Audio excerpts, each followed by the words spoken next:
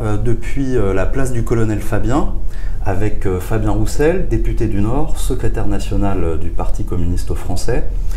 Vous l'aurez compris, je viens sûrement de vous l'expliquer en direct à la tribune.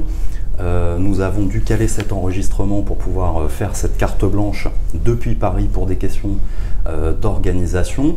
On va essayer de maintenir le même format que la carte blanche qu'on fait habituellement à Rochefort, c'est-à-dire 20 minutes de présentation de la conférence, et on aura un échange de 20-30 minutes de questions que je poserai pour le coup pour la salle en votre nom à tous. Donc Fabien, tu souhaites nous parler de l'état de la France, de ton projet pour la France et des solutions que tu peux apporter à toutes les urgences que nous traversons aujourd'hui. Verser au débat quelques propositions et le projet que nous pourrions porter ensemble. Merci en tout cas Anthony de cette possibilité, et je voudrais m'excuser par avance de ne pas pouvoir être parmi vous. Pour tout vous dire, hier soir j'étais devant la préfecture du Pas-de-Calais avec Jean-Marc Tellier. Ce n'était pas, non pas une invasion de la préfecture du Pas-de-Calais, mais une belle mobilisation.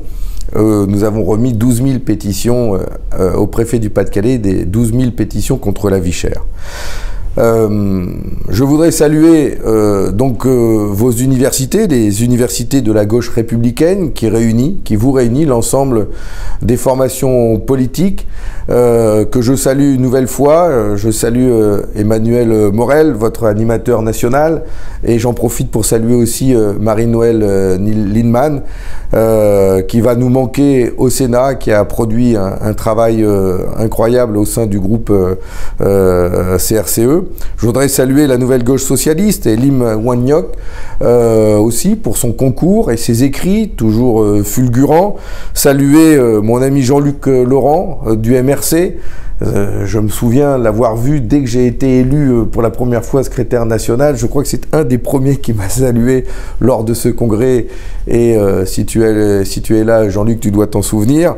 Et saluer Stéphane Saint-André, Isabelle Amaglio-Terris, mes amis, LRDG, et notamment Stéphane, que je connais bien puisque nous sommes issus de la même ville de Béthune dans le Pas-de-Calais. C'est un vrai plaisir de pouvoir converser avec vous tout simplement, directement, pour bien mesurer ensemble la situation dans laquelle on est. D'abord, il y a une chose que j'aime à rappeler à chaque fois dans les discussions que j'ai lors des réunions publiques que j'ai dans l'ensemble du pays. C'est d'abord de dire que notre pays, la France, est riche, belle, pleine d'énergie, pleine de solutions en elle. C'est bien de rappeler d'abord que notre pays est riche, que sa première richesse, ce sont les hommes et les femmes qui vivent dans notre pays, ce monde du travail qui produit tant, qui crée tant, et qui est la première richesse de notre République. C'est important de le dire parce que bien souvent, on a l'habitude de commencer par tout ce qui va mal. Et on peut même finir nos discours avec une grande dépression, tellement on se dit comment on va réussir à s'en sortir, comment on va réussir à soulever ces montagnes. Moi, j'aime bien rappeler que d'abord, nous avons devant nous, parmi nous, beaucoup d'atouts parfois même que nous sous-estimons, et qui fait que notre pays a les moyens de répondre aux immenses défis qui sont devant nous.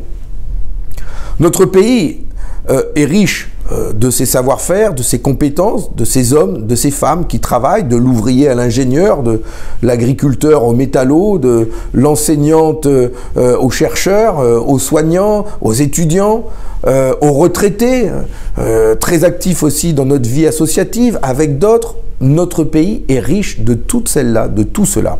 Notre pays a une position stratégique au cœur de l'Europe, très importante, située au bout de cette Europe, avec cette façade maritime importante, vers le nord, vers l'Atlantique, vers le sud, avec ces pays de la Méditerranée avec qui nous avons tant à faire, tant de défis à relever. J'y reviendrai. Cette situation géographique, cette richesse des hommes et des femmes qui constituent notre nation, et cette histoire qui fait que la nation française est riche aussi de cette histoire, de ces siècles de lutte, de combats, de jours heureux, de jours moins heureux, de jours sombres. Notre pays est riche aussi de cette histoire-là. Nous avons réussi à battre la monarchie et à travers cette révolution qui s'est étalée sur plusieurs décennies, à installer une république.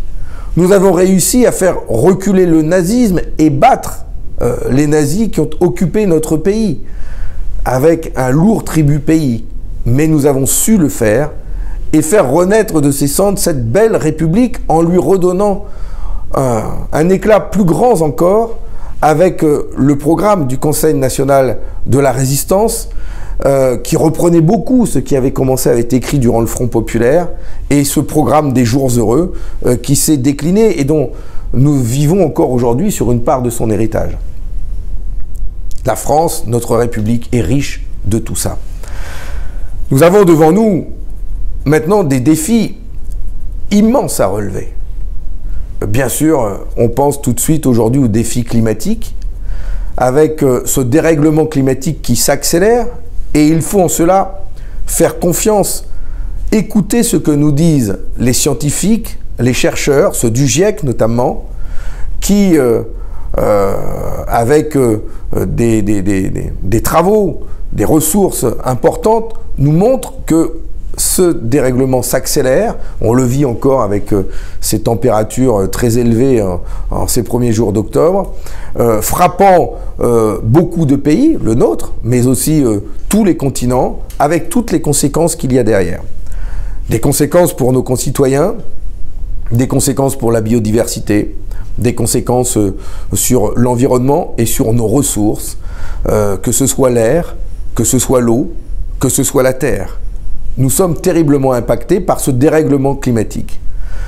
Nous devons relever ce défi en premier lieu, et pour cela, nous disons qu'il y a énormément d'investissements publics, mais pas que, à mettre en œuvre pour pouvoir, nous, la France, réduire nos émissions de CO2, modifier nos modes de consommation, de production, de transport, notre agriculture. Nous devons entamer cette mutation dans toutes ces filières et faire en sorte de tenir les objectifs de la neutralité carbone en 2050, de la sortie des énergies fossiles. Et c'est là où il y a des débats, bien sûr un débat frontal, dur, avec ceux qui défendent la ligne libérale, le capital d'abord, et qui refusent de faire en sorte de modifier en profondeur le système économique qui fait qu'à terme, ça rognerait sur les logiques de profit de court terme qu'ils défendent depuis tant d'années et qui sont en grande partie responsables de la situation dans laquelle nous sommes aujourd'hui. Et donc, remettre en cause ce système économique, remettre en cause ces logiques de profit, de rentabilité de court terme, remettre en cause l'idée même que c'est l'économie qui commande et que l'État doit, en toute souveraineté, pouvoir agir et reprendre la main sur l'économie. C'est un changement profond que nous devons entamer. C'est une véritable révolution, bien plus qu'une transition. C'est une véritable révolution économique, démocratique, que nous devons ouvrir pour pouvoir véritablement relever ce défi, répondre à l'urgence climatique. Les investissements publics sont importants à produire, ce qui nécessite de changer complètement de budget pour la nation, augmenter les recettes, réorienter les dépenses et les mettre au service notamment de ce défi climatique. Augmenter les recettes, on sait comment le faire, nous avons porté des propositions en ce sens lors des dernières élections présidentielles. Mieux orienter les dépenses et faire en sorte que justement ces 170 milliards d'euros d'aide publique accordée au monde économique soient conditionnés à cette révolution écologique, sont les premiers signes, les premières propositions que nous mettons sur la table pour montrer que c'est une véritable bascule, une rupture que nous devons ouvrir sur le modèle économique, le modèle libéral dans lequel nous sommes. Ça veut dire que l'État, effectivement, doit agir directement sur la rénovation des logements, sur la transformation de notre système agricole, sur la modification de nos modes de transport, de la mobilité des citoyens, en leur garantissant de toujours pouvoir se déplacer, mais en faisant en sorte de leur permettre d'accéder à des véhicules non polluants ou à des transports gratuits le plus développés possible. C'est investir dans des infrastructures qui permettent de développer le fret, mais aussi le transport des voyageurs. Ça veut dire ouvrir de nouvelles voies ferrées. C'est soutenir des grands chantiers comme le Lyon-Turin qui permettra de développer le fret vers l'Italie, alors que là, justement, suite à un éboulement, toute circulation est stoppée. On voit bien donc la nécessité d'ouvrir de tels grands chantiers. Je sais que sur ces grands chantiers, nous allons nous heurter localement avec des forces, parfois écologistes, qui refusent tous travaux de ce type. Et pourtant, si nous n'avions pas fait ces grands travaux il y a 60 ans, notamment ces barrages hydrauliques, hydroélectriques, qui sont aujourd'hui d'un apport inestimable dans la production d'électricité non carbonée, comment ferions-nous aujourd'hui? Nous avons besoin de ces grands travaux aussi pour relever ce défi climatique. Et bien sûr, nous avons besoin d'investir dans l'énergie, et dans l'énergie nucléaire, qui est la production d'électricité décarbonée, stable et pilotable, la plus importante dont nous avons besoin pour pouvoir répondre aux besoins de notre pays et retrouver notre souveraineté énergétique dans la maîtrise des prix, mais aussi retrouver une forme de souveraineté économique. Je le dis souvent et je fais un point là-dessus, la question énergétique est un point central des combats que nous devons porter ensemble. Je le disais déjà pendant la présidentielle, ce n'est pas qu'un point de détail ou un point de différence. Pour nous, c'est central. C'est central d'abord parce que derrière l'énergie, on voit ce que le capitalisme a fait pour complètement déréglementer ce qui aurait dû être protégé parce que c'est un bien commun. L'accès à l'électricité, au gaz, permettre à chaque famille de pouvoir se chauffer, permettre à nos services publics d'avoir accès à une énergie à bas coût, enfin, permettre à nos entreprises d'avoir accès à de l'électricité décarbonée et pas chère pour pouvoir relocaliser l'activité, investir en France. C'est vraiment un sujet central parce que ça montre comment le capitalisme est responsable de la dégradation économique de notre pays en tout déréglementant, en tout libéralisant, et comment, au contraire, en reprenant la main sur la production de notre énergie, sa distribution, mais aussi sa tarification, nous pouvons retrouver un avantage compétitif important, déterminant pour la reconstruction de notre pays dans les années qui viennent. Et quand je dis que c'est un point central, c'est qu'il n'est pas envisageable pour nous d'envisager un gouvernement, de participer à un gouvernement, de conduire un gouvernement qui demain remettrait en cause les investissements que notre pays doit faire dans la production d'énergie nucléaire et dans la création de nouveaux réacteurs dans les centrales existantes, permettant de répondre aux défis de demain, parce que demain, nous devrons produire beaucoup plus d'électricité, même si nous travaillons à la sobriété énergétique, nous devrons quand même produire beaucoup plus d'électricité pour répondre à tous les usages nouveaux électriques qui vont arriver au fur et à mesure que nous sortirons des énergies fossiles. Donc oui, l'électricité, c'est central. Je viens de parler du défi climatique, je pourrais parler aussi du défi lié au défi démographique et au vieillissement de l'être humain, qui fait que le grand âge est un défi important que nous devons relever aussi, et qui fait que nous devons imaginer là-dessus une sécurité sociale qui protège aussi chacun d'entre nous et nous permettre d'avoir une vie digne jusqu'au dernier souffle. Un défi qui est aussi essentiel, on le voit aujourd'hui, c'est celui de la paix. L'Europe qui nous était promise et qui devait nous apporter la prospérité et la paix aujourd'hui, on voit bien qu'elle n'a pas tenu ses promesses. La prospérité, avec plus de 70 millions de personnes vivant sous le seuil de pauvreté en Europe, on n'en parle pas. Mais alors la paix, elle est mise à mal tous les jours. Et le conflit qui sévit depuis plus d'1 an maintenant aux portes de l'Europe avec l'invasion de la Russie en Ukraine montre que, au contraire, rien n'a été fait pour préserver cette paix issue de la Seconde Guerre mondiale. Et que le jeu des alliances a poussé à ce qu'aujourd'hui, nous nous trouvions dans un conflit terriblement dévastateur, en coûts humains, avec plusieurs centaines de milliers de morts déjà, civils et militaires, et une fracture profonde au cœur de l'Europe.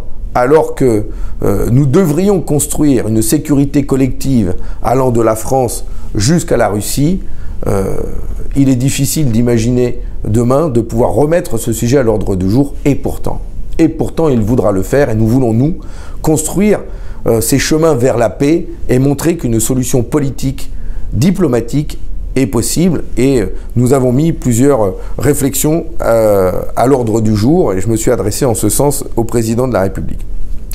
Alors, j'ai dit que nous avions beaucoup d'atouts, que nous avions des défis à relever.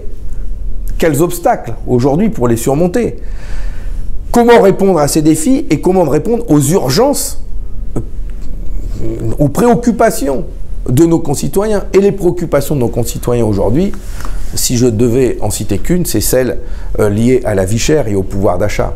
Et c'est ce qui taraude beaucoup de nos concitoyens, qu'ils soient étudiants, salariés ou retraités. C'est d'ailleurs sur ce sujet que j'ai souhaité faire la rentrée politique du Parti communiste français, interpeller vivement le gouvernement, la Première ministre, pour mettre ces questions-là à l'ordre du jour et obtenir des avancées.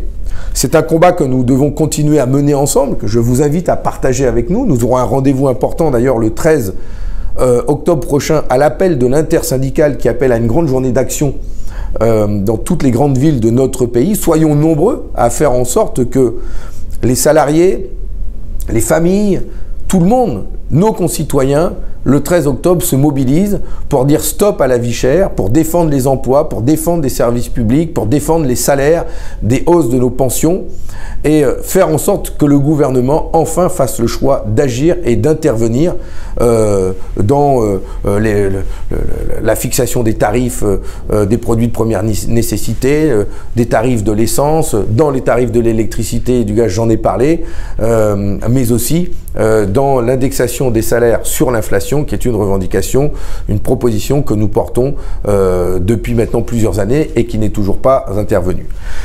Ces mobilisations, elles sont importantes.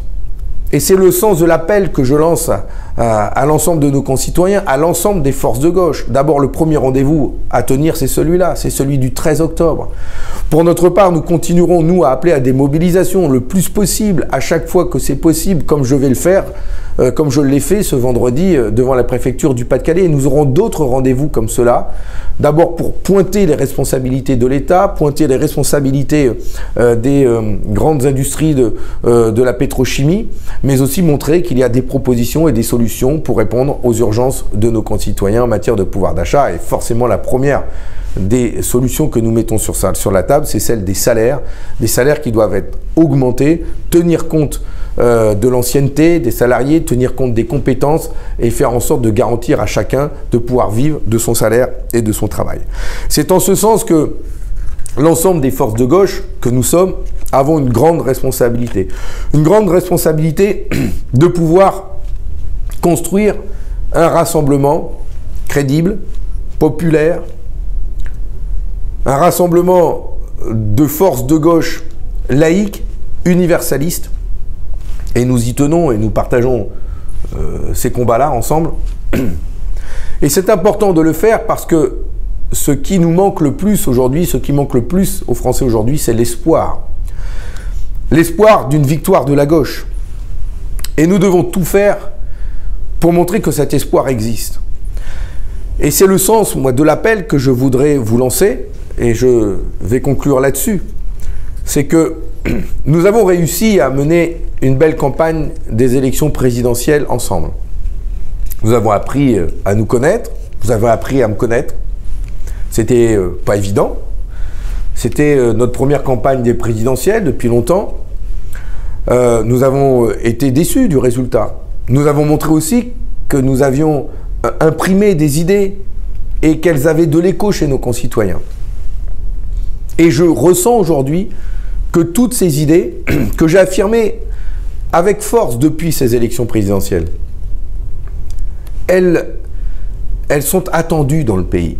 Il y a une attente d'une gauche populaire, républicaine, laïque, universaliste,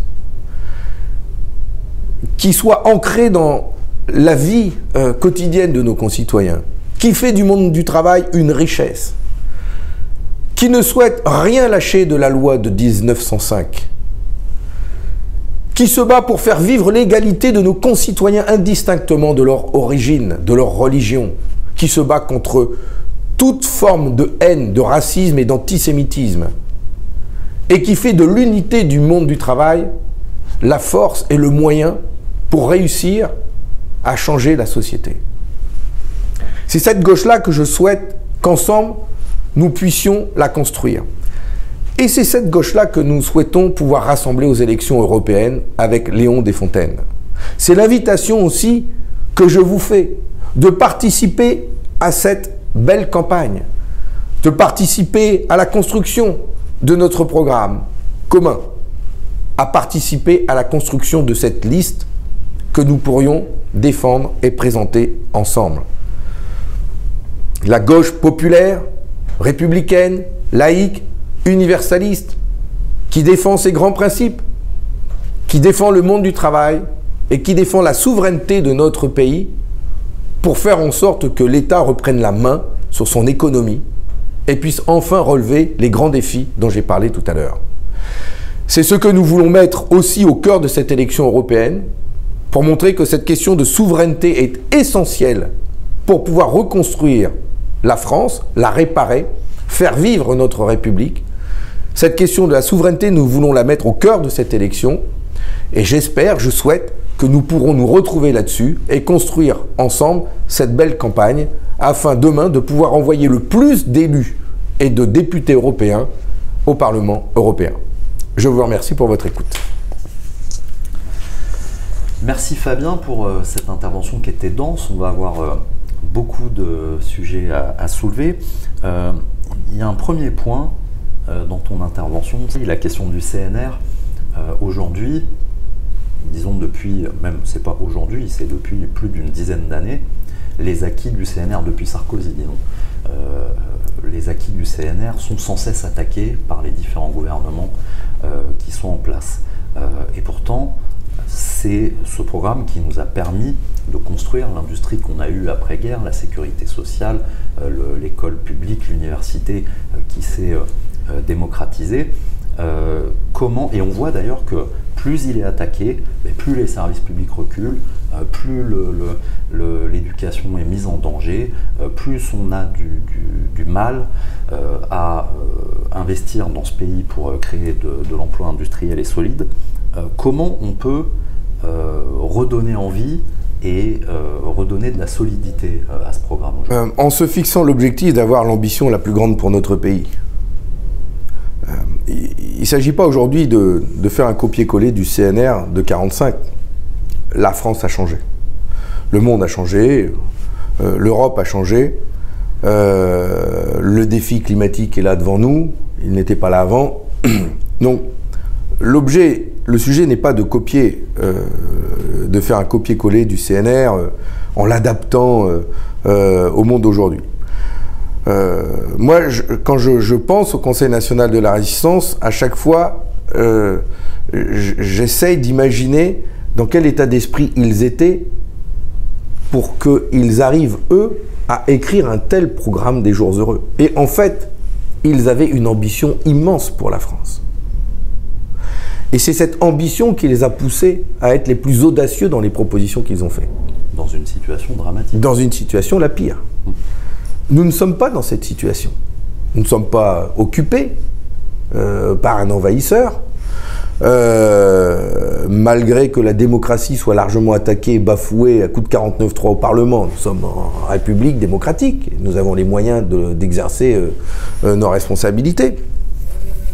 Et donc, tout ça ne doit pas nous empêcher, au contraire, d'avoir l'ambition la plus grande pour notre pays. Donc, moi, je veux placer le niveau des ambitions le plus haut possible.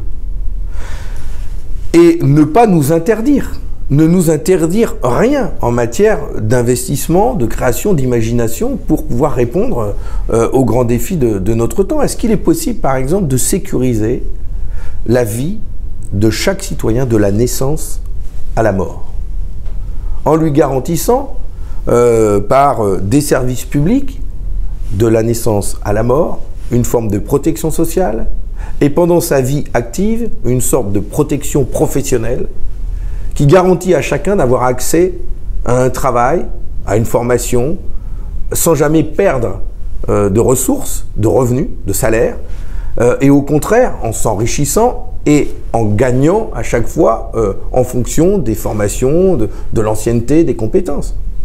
Est-ce qu'on est capable de créer ça? C'est l'étape supplémentaire que la République doit pouvoir mettre en œuvre. Est-ce qu'on est capable aujourd'hui de produire dans notre pays en s'appuyant sur celles et ceux qui produisent les richesses et en leur donnant des responsabilités, du pouvoir dans les entreprises, plutôt que de laisser le capital, un conseil d'administration décider?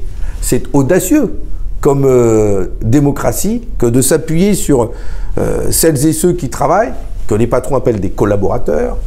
Eh bien, imaginons que ces collaborateurs, eh bien oui, collaborent. Et donc, ils vont co-décider aussi et participer au choix d'investissement, de distribution des richesses, des niveaux de salaire, des formations, voilà, et de décider ensemble.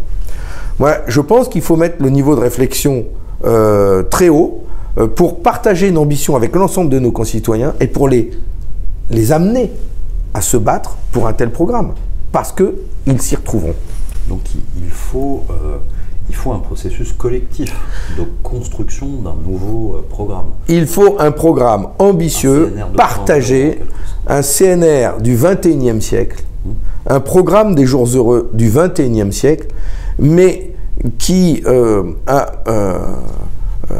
ne soit pas un programme des jours heureux qui soit décomplexé, libéré de la finance, où on fait confiance à chaque citoyen, on fait confiance à l'être humain. On le rend acteur du changement.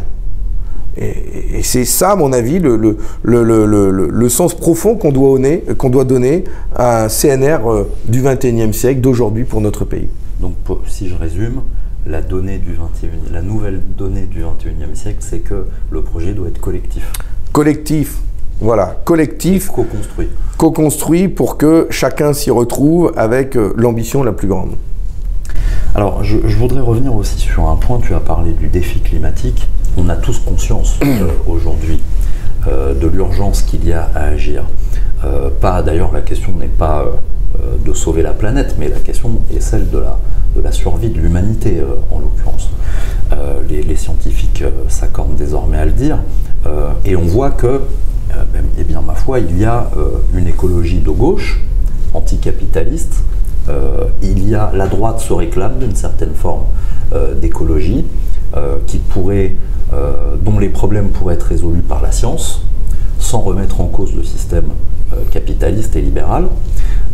Et puis, même à l'intérieur de l'écologie de gauche, anti-capitaliste et anti-libérale, il y a des désaccords sur les priorités en termes d'écologie. Par exemple, sur la question de la décarbonisation et du nucléaire. C'est quelque chose qui fait polémique depuis l'élection présidentielle. Tu avais mis ce point particulièrement en avant. On a vu que la réponse a parfois été, comment on pourrait qualifier ça, agressive dans d'autres formations. Moi, je trouve qu'il est dommage qu'on n'ait pas un débat à gauche, mais un débat calme, posé sur cette question qui est centrale, puisque si on ne règle pas la question de l'énergie, on ne réglera pas la question de la réindustrialisation et de l'emploi. L'espace dans lequel on doit en discuter, c'est avec les gens. Moi, à chaque fois, c'est avec les citoyens. Et je pense que de plus en plus, aujourd'hui, dans notre pays, les Français ont compris que l'énergie nucléaire était un atout et que nous en avons besoin. Tu penses que c'est pour moi, c'est majoritaire dans le pays. Mais c'est pour ça que je souhaite tout simplement qu'on puisse, au moment des élections, laisser les Français s'exprimer là-dessus. C'est bien la raison pour laquelle je demande qu'à gauche, ceux qui défendent cette vision-là de la France avec une production d'énergie et nucléaire et renouvelable ensemble pour reconstruire le pays, que cette vision-là de la France puisse être présentée aux Français, puis qu'ils aient le choix entre ceux qui défendent ça à gauche et ceux qui sont contre à gauche. Et puis que les Français choisissent. Moi, je suis pour le débat, mais c'est au moment des élections que ça se fait. Nous devons sortir des énergies fossiles. La décarbonation, c'est la sortie des énergies fossiles, c'est émettre moins de CO2 et c'est moins d'énergie fossile. Ça veut dire, sobriété énergétique. Donc ça veut dire qu'aujourd'hui, rénovation des logements, la rénovation des logements, c'est indispensable. Le gouvernement est en dessous de tout dans ce domaine. C'est là où il y a besoin d'un investissement public important.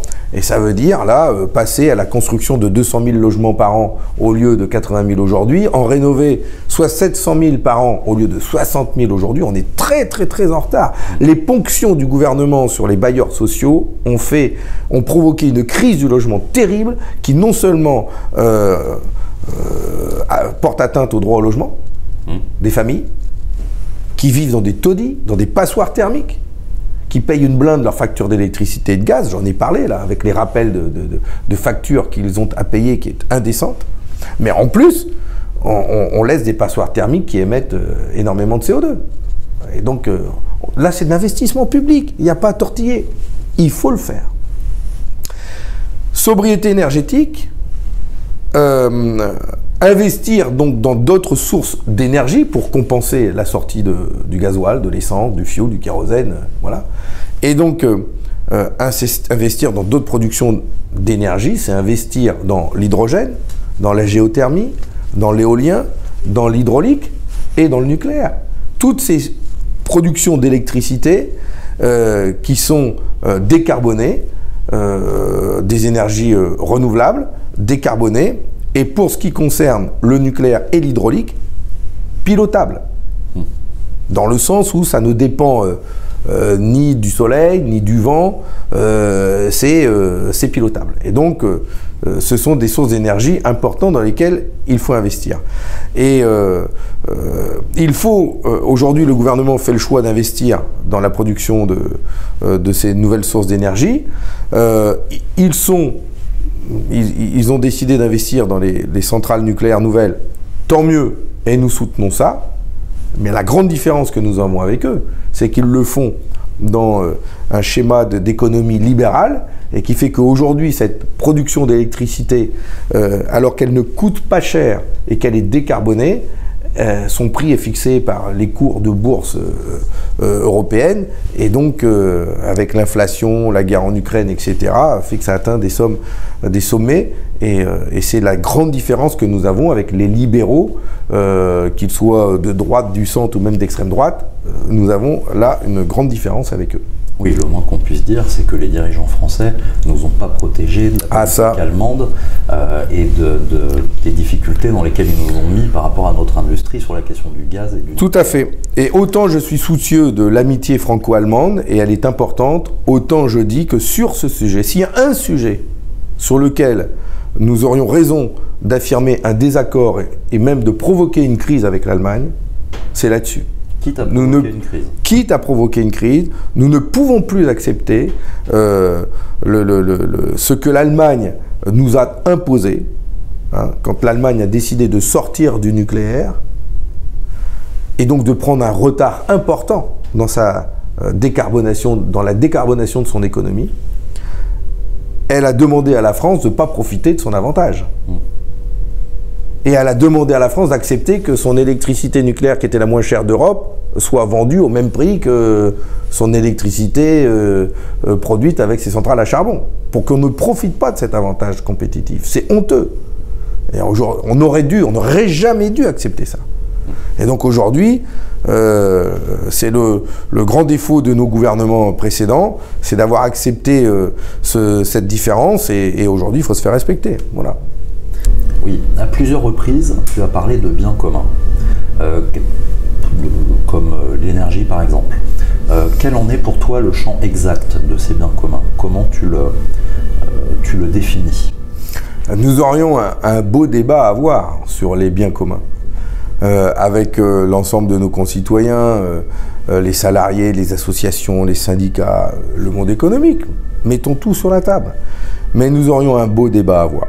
Parce que, on le voit avec l'électricité, d'avoir vendu ça au marché, d'avoir libéralisé le marché de l'électricité, on voit ce qu'il en coûte aujourd'hui. Mais pour nous, il y a des droits inaliénables auxquels que l'on doit faire vivre et que l'on doit préserver du marché. Le droit de se chauffer en est un. Le droit de se loger aussi. Et nous nous battons pour un grand service public du logement. Protéger la petite enfance, c'est pareil. Et c'est construire un grand service public de la petite enfance pour faire en sorte que dès la naissance, l'accès aux soins, l'accès à des crèches soit garanti pour chacun et en tout point de notre territoire. L'accès à la mobilité, de la même manière, j'en ai déjà parlé, le droit à la mobilité et l'accès à l'eau. Et aujourd'hui, à force d'avoir totalement libéralisé le marché de l'eau, avec des collectivités qui sont de moins en moins en régie et qui ont passé des appels d'offres à des compagnies qui se comptent sur les doigts d'une main et qui se partagent la France, ce marché monstrueux de plusieurs dizaines de milliards d'euros. Ils ont fait le choix de gagner énormément d'argent. Il y aura une belle enquête à faire depuis que la libéralisation du marché de l'eau a été entamée. Combien ils ont gagné? Et combien ils n'ont pas investi dans tout ce réseau d'eau qu'il y a sous terre dans notre pays et qui est abîmé, percé, plein de fuites, qui fait que on perd énormément, des dizaines de milliards de litres d'eau tous les ans. C'est inadmissible quand cette ressource aujourd'hui, elle est si chère. Et donc on voit bien qu'on ne peut pas laisser ça au marché. Et c'est aussi un bien commun indispensable, notamment pour nos agriculteurs. Et moi qui suis un ardent défenseur de la défense de notre souveraineté alimentaire, c'est indispensable aussi de permettre à nos agriculteurs d'avoir accès à cette ressource, l'eau, pour permettre de répondre aux besoins de notre pays. Certainement que eux devront faire des efforts, modifier leur culture, et notamment celles qui sont fortement consommatrices d'eau et que l'on pourrait remplacer par d'autres. Oui, comme le maïs par exemple. Voilà. Mais on ne peut pas leur dire qu'ils n'ont plus le droit à l'eau. On ne va pas manger des tomates séchées, sous vide, hein, importées. Bon, les tomates et les melons, ça consomme beaucoup d'eau. Ben oui, mais c'est la vie, quoi. Et donc, on ne peut pas dire d'un côté, il faut manger beaucoup de fruits et légumes, et de l'autre, leur dire, il n'y aura pas d'eau. Bon, donc, il faut pouvoir protéger cet accès à l'eau. Alors, bien sûr, il y a aussi les récupérations d'eau. On n'a pas mis assez de moyens dans les collectivités, dans les entreprises et chez les particuliers pour faire en sorte que ce qui tombe du ciel, on puisse le récupérer, le traiter, le réutiliser. Bon, et là, on a un vaste chantier à construire. Et moi, je suis pour qu'on puisse créer un grand service public de l'eau dans notre pays, ce qui aiderait nos collectivités, ce qui engagerait l'État et qui permettrait aussi à nos concitoyens d'avoir accès à des aides plus importantes pour pouvoir installer les systèmes qu'il faut pour pouvoir récupérer les eaux chez eux, les eaux de pluie, les eaux grises, mieux traiter les eaux noires. Enfin bon, on voit qu'on a encore du pain sur la planche. Alors, pour réaliser tout ça, parce que s'il y a une dimension que la crise climatique nous montre, c'est que un pays, la France, prise isolément, ne peut pas régler le problème seul. Quelles sont les alliances, quel est le chemin à tracer à l'international pour pouvoir mener ce projet? D'abord, c'est le sens de la campagne européenne que nous souhaitons mener d'ici le mois de juin.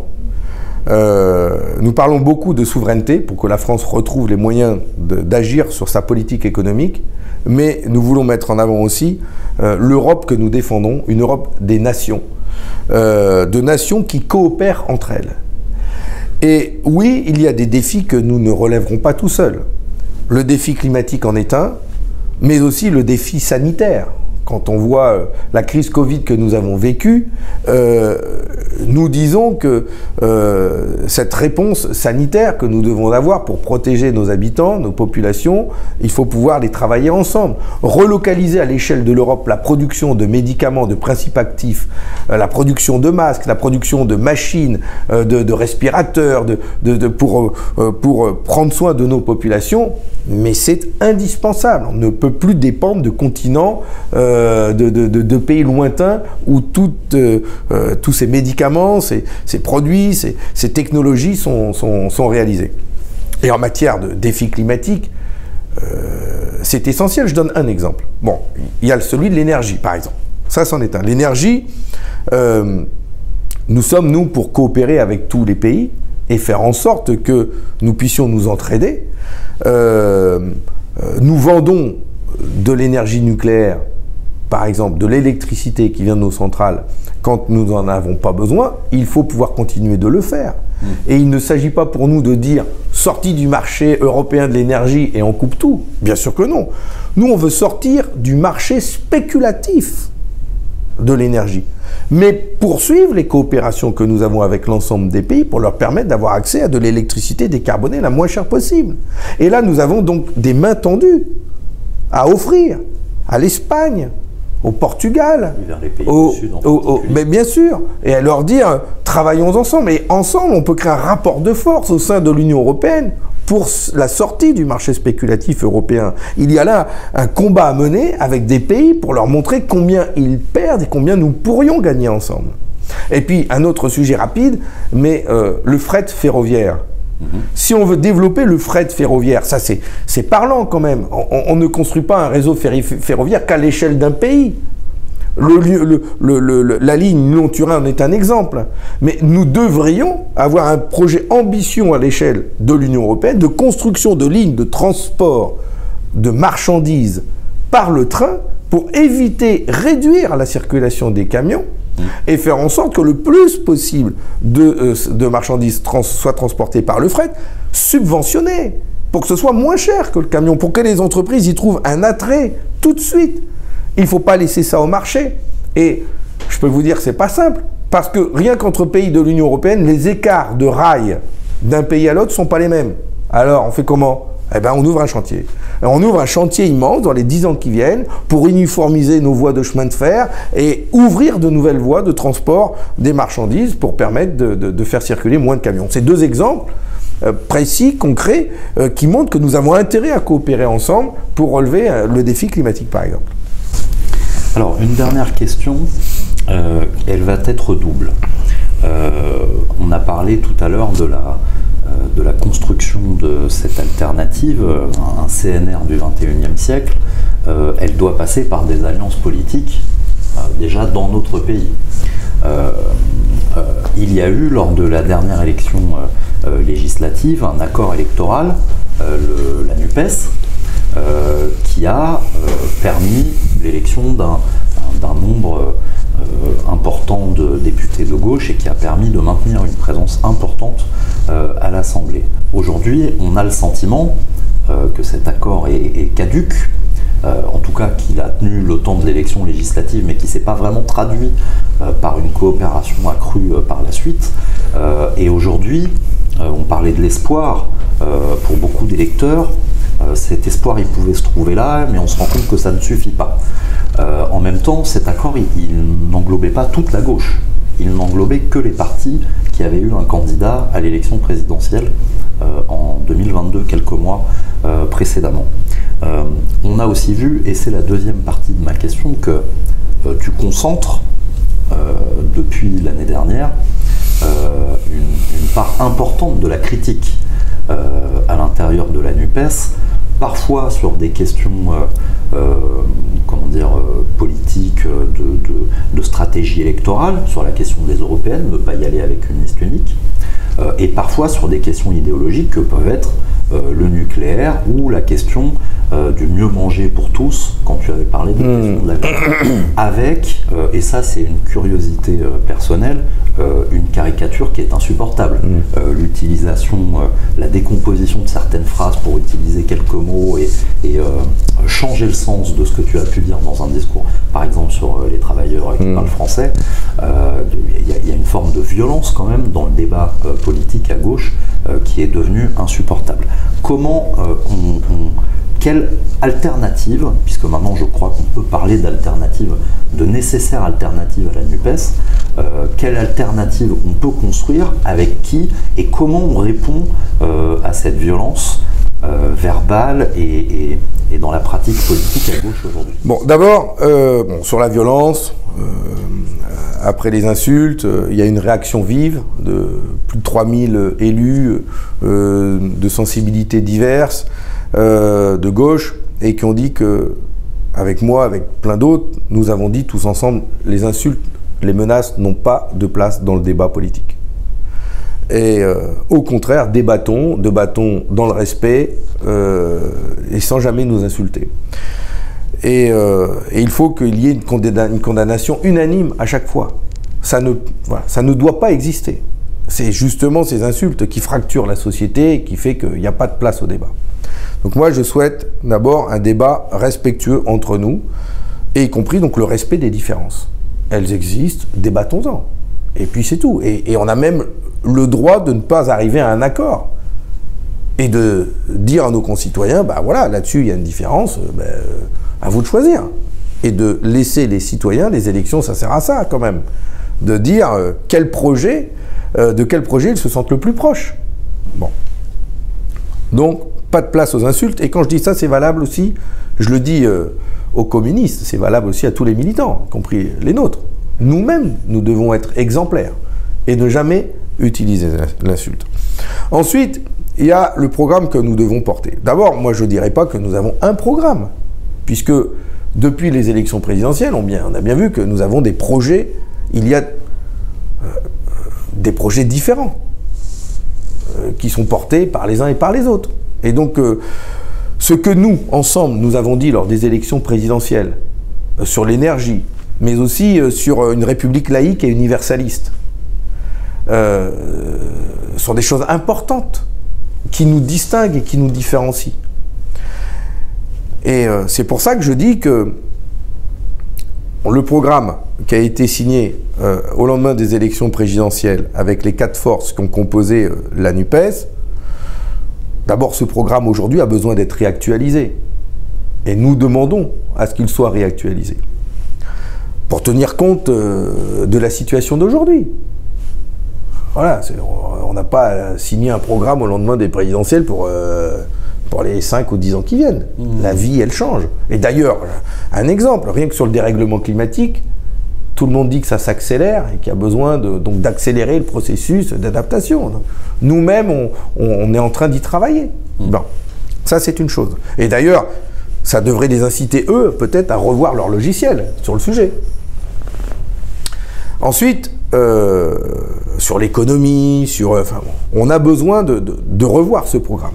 Première chose. Deuxième chose, je l'ai déjà dit, on a besoin de s'élargir. Plutôt que, quand Manuel Bompard dit Fabien Roussel a quitté la NUPES, comme si c'était lui qui décidait qui était dedans ou qui en sortait, au lieu de la rétrécir, il ferait mieux de l'élargir. Au lieu d'exclure, il devrait inviter. Et moi, c'est dans cet état d'esprit que je suis. Et j'ai déjà appelé au rassemblement le plus large, de l'ensemble des forces de gauche. Et travaillons ensemble. Et travailler ensemble, ça ne veut pas dire avoir un programme commun et un candidat commun à toutes les élections. Nous avons des différences. Il ne faut pas les cacher. Les différences, c'est parfois une richesse. Et ça permet aussi de présenter à nos citoyens des projets différents. Il peut y avoir 2, 3 projets différents qui vivent dans le débat à gauche et auxquels les Français peuvent exprimer leur attachement et leur vote.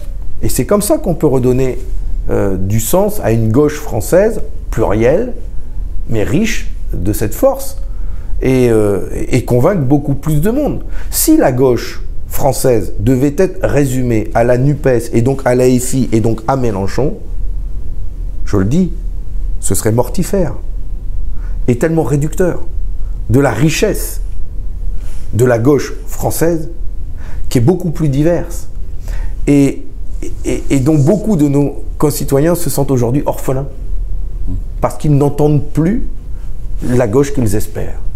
Eh bien moi je demande tout simplement qu'on nous puissions la faire vivre. Voilà, la faire vivre dans notre diversité et dans le respect de notre diversité. Et c'est ça, moi, que j'appelle à construire ensemble. C'est ce front populaire, ce nouveau front populaire que l'on doit construire. Tout le monde parle de la menace de l'extrême droite. Ah oui, mais qu'est-ce qu'on fait? Qu'est-ce qu'on fait pour justement porter un projet nouveau, une espérance nouvelle de forces de gauche qui font le choix de construire une gauche populaire, laïque, universaliste, ensemble. Un nouveau CNR, un nouveau programme des jours heureux.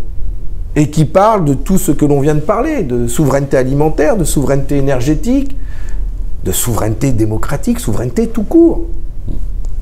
Et ça, je pense que il y a une gauche aujourd'hui qui existe dans notre pays, qui a besoin de se rassembler, de construire ce projet. Et je le dis moi aussi en tant que responsable du Parti communiste français. Ce n'est pas notre projet que nous voulons mettre en avant. Je sais que nous avons des points communs, des points de différence ensemble. Mais je pense qu'on a beaucoup à construire ensemble. Et avec humilité, avec sincérité, je vous dis, partageons, croisons, regardons ce que nous pouvons construire ensemble pour le porter auprès des Français. Et commençons par les élections européennes. C'est un exercice pratique. Et ben voilà, je crois qu'on est retombé sur nos pieds. Merci beaucoup Fabien de nous Merci à toi, merci à vous. Et eh bien le retour à Rochefort pour la suite de cette journée et de ce week-end. Merci à tous d'avoir été attentifs et d'avoir été avec nous pour cette carte blanche. Merci à tous. Effectivement, est-ce que Pierre et Léon veulent bien me rejoindre éventuellement si vous avez quelques questions complémentaires, sachant que Anthony a déjà largement exploré les choses. Mais voilà, merci Léon Desfontaines, merci Caracas. Est-ce qu'il y a des questions dans la salle? Ah, et un bras qui se lève. Oui, bonjour. Daniel Legris, de Nouvelle Gauche Socialiste, Nantes.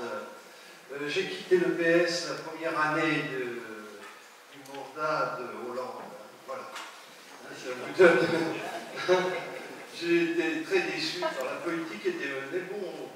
Mais alors, nous sommes plusieurs organisations ici, avec des gens dans le même cas que moi, et ça, depuis que FGR existe avec ses composants, ça ne débouche pas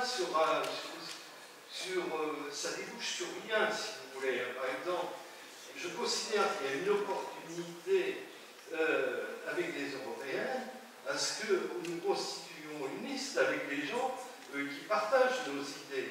Et là, ce que je viens d'entendre, moi j'y souscris tout à fait. Je signe dès demain. Hein, et je pense qu'il faut être pragmatique, les gars.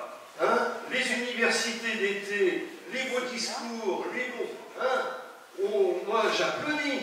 Mais à un moment donné, il faut passer à l'acte. Et le moment est venu de nous mettre en marche.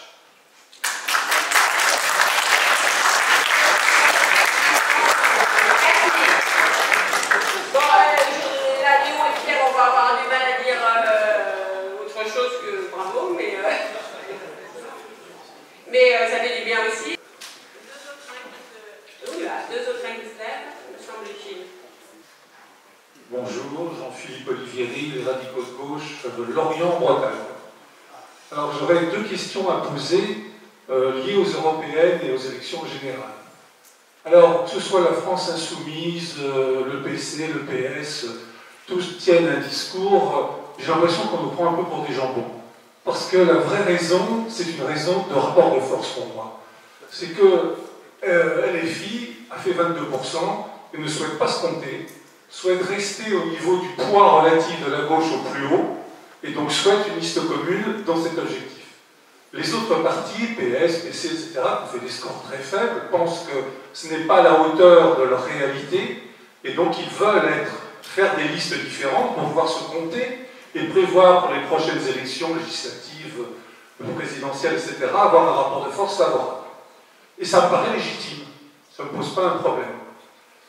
Alors la difficulté, c'est de savoir finalement qu'est-ce qu'il faut faire.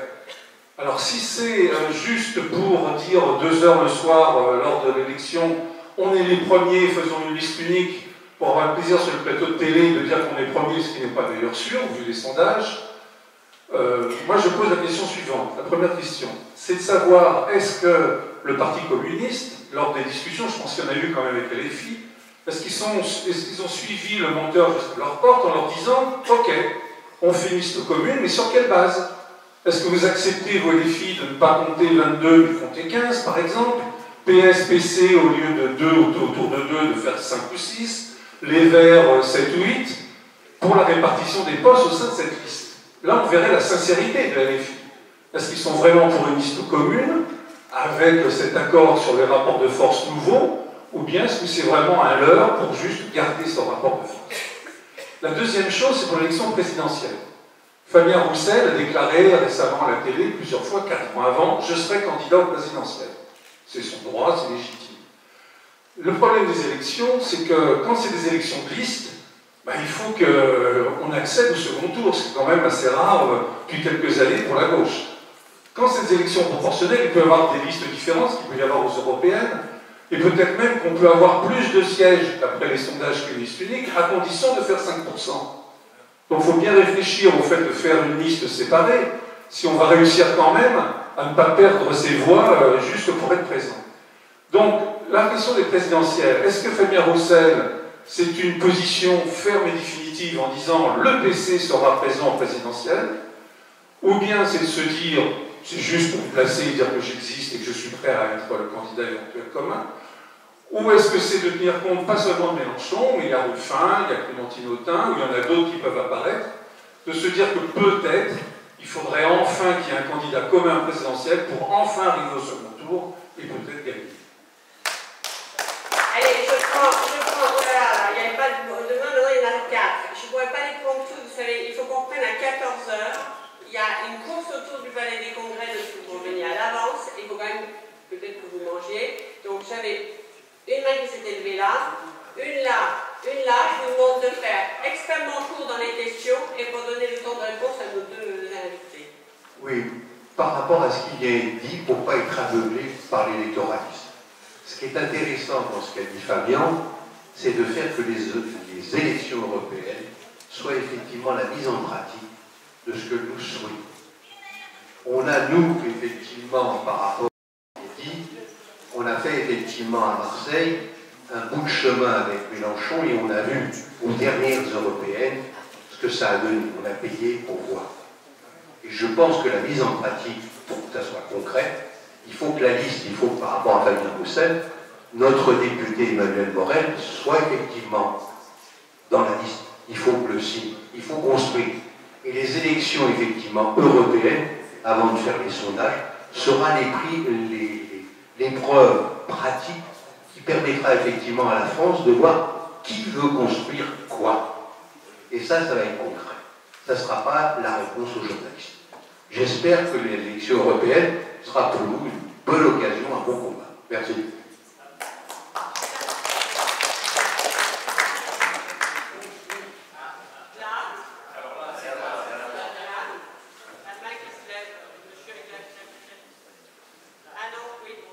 Je passe rapidement sur les élections européennes. À mon avis, c'est pas très important. Mais ce qui est beaucoup plus important, c'est ce qui va se passer après.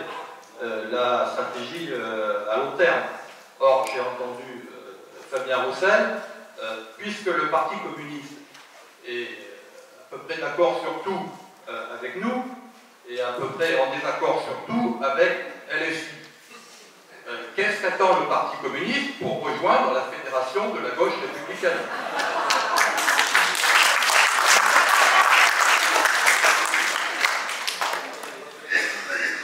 faire court, il vaut mieux éviter les... Voilà, il y a juste à côté de monsieur à côté, puis après, j'en ai deux là, hein, mais voilà, rapide. Alain Fabre-Pujol, gauche républicaine et socialiste, car juste une question programmatique. Fabien Roussel, c'était le chantre pendant la présidentielle du bien manger, mais aussi du manger français. Et lors de cette visioconférence, il nous a rappelé en effet qu'il était nécessaire de se battre pour la sécurité alimentaire et de défendre un certain nombre de droits fondamentaux, dont le droit à l'accès à l'eau pour les agriculteurs. Mais se pose aussi une question par suite, quand on veut défendre évidemment la qualité alimentaire, qui est la question de quelle agriculture souhaitons-nous mettre en œuvre, agriculture paysanne et plutôt bio, ou est-ce que les lobbies, notamment de la FNSEA et autres lobbies de l'agro-industrie, doivent continuer à peser? Et c'est une question sur laquelle moi je travaille. On est certainement dans cette salle et ailleurs. Et une belle question, une bonne réponse pourrait nous éclairer là-dessus. Merci, on regrette qu'elle n'ait pas été exposée à l'atelier agriculture tout à l'heure. Stéphane Fouanet, gauche républicaine et socialiste, Sarthe Le Mans. Fabien Roussel a parlé d'élargir la NUPES.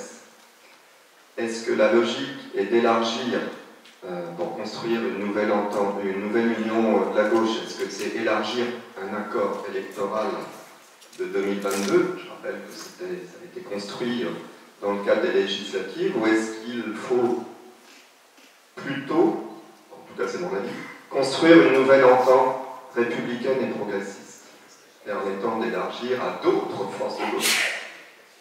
Et juste devant, la dernière question, oui. On donne la réponse à nos invités. Donc, Chartier-Gérard, Loire-Atlantique, militant BS, un peu en retraite, hein, on pense bien. Donc, je voudrais répondre un petit peu à Roussel, premier secrétaire du Parti communiste, qu'il a, pour ainsi dire, mis en balance de faire une union de la gauche. Alors, je crois que le premier secrétaire socialiste fort a dit textuellement qu'il préemptait déjà avoir une unité, mais avec beaucoup de partenaires de la NUPES. Donc je voudrais savoir quelle serait la possibilité, car dedans il intégrerait les municipales, les présidentielles, et donc pour faire un rassemblement. Donc on voudrait savoir quelle est la position un petit peu du Parti communiste pour voir s'il serait d'accord pour faire une union de la gauche avec la NUPES, que personne ici, je crois, souhaite. Il veut un petit peu travailler avec les socialistes, faire l'union de la gauche et sans LFI. Voilà. Merci. Bon. Lequel des deux se lance? Allô, oui. Bon, tout d'abord, bonjour à toutes et tous. Merci pour cet accueil. Je tiens à saluer la Fédération de la gauche républicaine, l'ensemble de ses composantes, la gauche républicaine et socialiste, le MRC, la nouvelle gauche socialiste, les radicaux de gauche, et bien évidemment l'engagement. J'excuse d'ailleurs Fabien Roussel qui a omis de le dire, c'est une erreur de sa part, mais je tenais à réparer cette erreur. Bien évidemment, nous sommes ravis de pouvoir échanger avec vous dans ce cadre, et dans ce cadre, dans ces universités bien évidemment, mais même par la suite, comme l'a invité Fabien Roussel. Sur les échéances à venir, vous avez probablement tous et tous eu les tractations en cours de chacune des composantes de la NUPES, et notamment cette volonté de faire une liste unique. On a été nous-mêmes interpellés sur la nécessité de faire une liste NUPES lors de ces élections européennes. Ce que nous leur avons rétorqué, c'est que ce qui prévalait à toute discussion, c'est le projet politique, c'est le programme politique, c'est la vision que nous avons de l'Union européenne et surtout de la place de la France dans cette Union européenne. Et nous voulons échanger avec l'ensemble des forces de gauche sur ce sujet. Nous voulons échanger pas uniquement avec les forces de la NUPES, mais avec l'ensemble des forces de gauche, y compris l'ensemble des composantes de la Fédération de la gauche républicaine, parce que je pense que sur ce sujet, sur ce projet-là, nous avons beaucoup plus de points communs qu'avec l'ensemble des autres forces qui sont composées dans la NUPES. Et ce que nous souhaitons pendant cette élection et cette campagne européenne, c'est certes nous avons des points communs avec l'ensemble des partis à gauche, y compris avec la France insoumise. Nous avons des points communs, mais nous avons aussi nos convictions. Nous avons des différences. Et ce que nous souhaitons pouvoir faire durant ces élections européennes, c'est avoir le courage de nos convictions, c'est pouvoir aller défendre ces convictions. Je ne répète pas tout ce qu'a dit Fabien Roussel dans la vidéo, mais être en capacité de porter une autre voie pour la France et que la France puisse justement maîtriser son avenir pour pouvoir justement inventer une nouvelle coopération à l'échelle européenne et à l'échelle régionale. Notamment défendre cette souveraineté énergétique, la souveraineté alimentaire, défendre la souveraineté politique aussi de notre pays. Et je pense que c'est sur ce projet-là que nous souhaitons rassembler largement. Nous ne souhaitons pas, et c'est ce que Fabien Roussel a fait lorsqu'il a proposé ma candidature à l'élection européenne, nous ne souhaitons pas porter une liste du Parti communiste français. Nous souhaitons porter une liste de large rassemblement sur ce projet d'une gauche républicaine, sociale, laïque, universaliste, et qui est capable aussi de parler de souveraineté dans cette échéance européenne, et capable justement de porter la voix de la France dans ce Parlement européen et plus globalement dans l'ensemble des institutions européennes. C'est ce projet-là que nous voulons construire avec l'ensemble de nos partenaires politiques, mais aussi avec le monde social, avec l'ensemble des forces syndicales. Et c'est tous ensemble qu'on arrivera à construire ce rassemblement, je le pense. Sur les élections européennes, je crois que c'est les camarades des radicaux de gauche qui disaient ces échéances européennes, l'idée c'est de remettre en cause le rapport de force issu des présidentielles de 2022.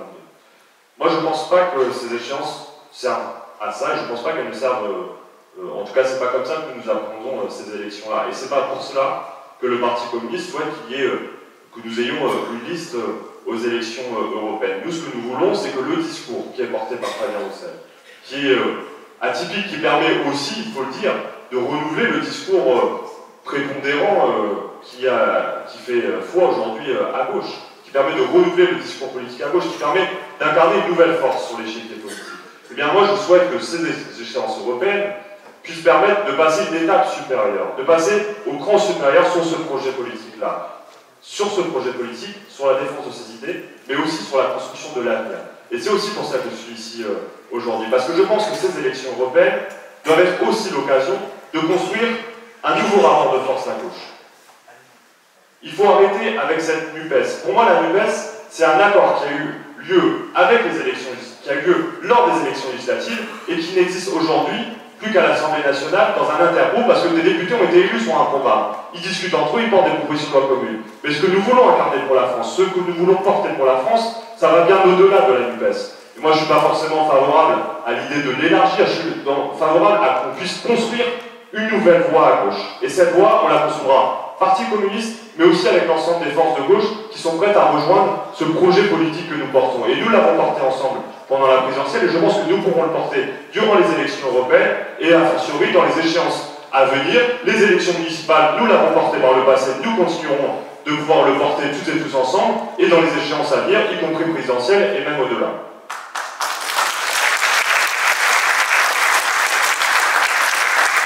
Et quelques mots sur l'agriculture, parce que c'est un sujet qui est important. Nous devons aujourd'hui être en capacité de défendre la souveraineté alimentaire de la France et de l'Europe, je dirais même, et de l'Europe. Aujourd'hui, on est confronté, l'Union européenne nous confronte très rapidement à une question, celle des traités de libre-échange, le Mercosur, mais aussi les traités de libre-échange avec la Nouvelle-Zélande, qui vont mettre en place une concurrence déloyale avec le fruit du magnifique travail des paysans français, avec des produits agricoles, notamment issus de l'élevage, élevés en batterie au Brésil, produits dans des conditions sociales, sanitaires et environnementales dont on n'acceptera même pas le quart sur notre territoire. Eh bien nous disons que ces produits n'ont rien à faire, dans ce cas, dans les étals de nos supermarchés. On ne peut pas mettre le poulet produit en France, en plein air, à côté d'un poulet qui a été en batterie au Brésil dans des conditions qu'on n'accepte pas sur notre territoire. Et donc défendre la souveraineté de notre pays, c'est aussi défendre la paysannerie française. Et moi je pense que nous devons aujourd'hui, y compris au niveau du Parlement européen, et je sais qu'Emmanuel Morel le fait très bien au Parlement européen, être en capacité justement de défendre le fait qu'aujourd'hui, la politique agricole commune doit reprendre ce critère de la souveraineté alimentaire. Nous sommes favorables à la construction d'une d'une politique agricole et alimentaire commune. Parce que la question de la souveraineté alimentaire, en réalité, peut être structurante sur les aides publiques qui sont aujourd'hui données à nos agriculteurs. On pense qu'elle doit être davantage orientée vers les actifs plutôt que vers les hectares, vers la superficie des exploitants agricoles.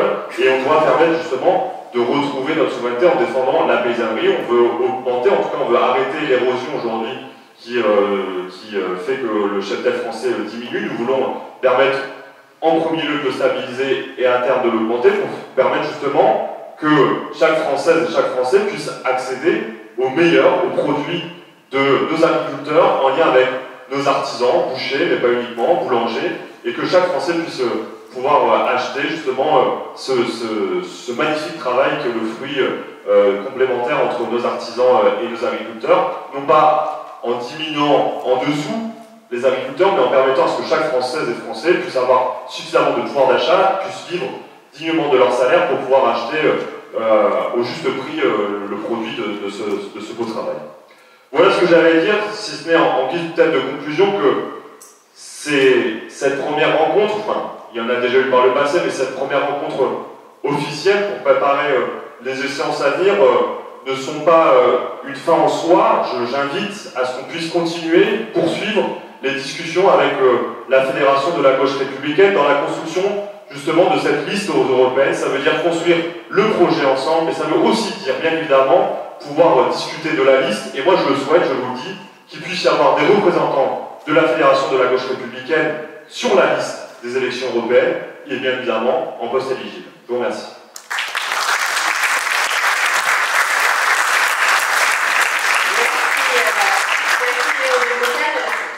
Oui, je vais faire très court parce qu'on parle de la même voix avec Fabien Roussel et André Fontaine.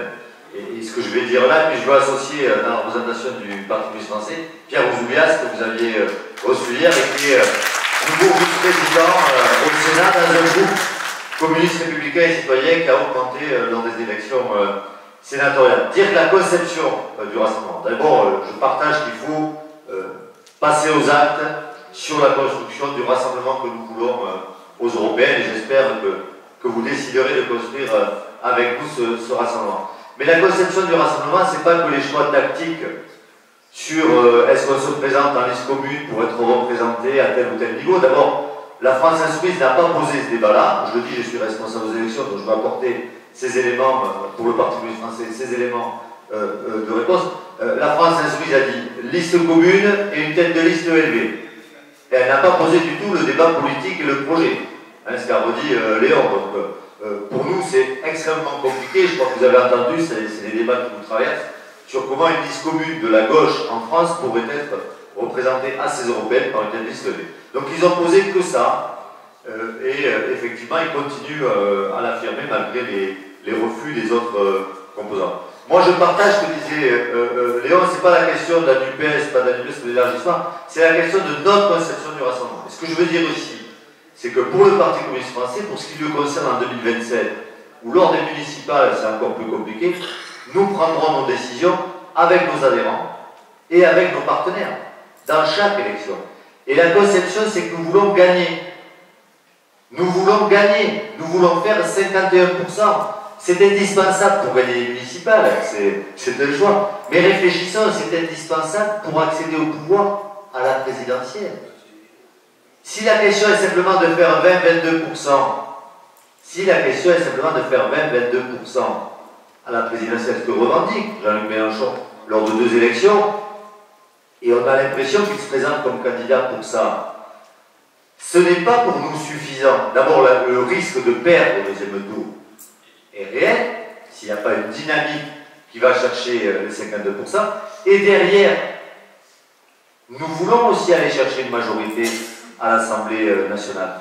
Donc nous pensons, nous, qu'il faut recréer les débats à chaque élection d'un rassemblement le plus large possible, mais sur un projet politique. Donc nous sommes ouverts au débat, et il y a le fait que Fabien, je crois, a affirmé, attention, il l'a fait devant vous tout à l'heure, c'est le projet politique qui pour nous devrait être représenté en 2027. Et c'est vrai qu'aujourd'hui, Fabien Roussel, qui n'a pas réalisé le score escompté, 2%, qui n'a pas été président de la République et qui n'a pas fait 22% aux élections présidentielles, dans l'électorat de gauche, Il est aujourd'hui à jeu égal avec François Hollande ou Jean-Luc Mélenchon. C'est une donnée pour nous, qui augmente d'ailleurs dans les dernières semaines, et qui, pour les Français, une très grande majorité, très loin devant les autres, pour les Français représente une alternative possible à gauche.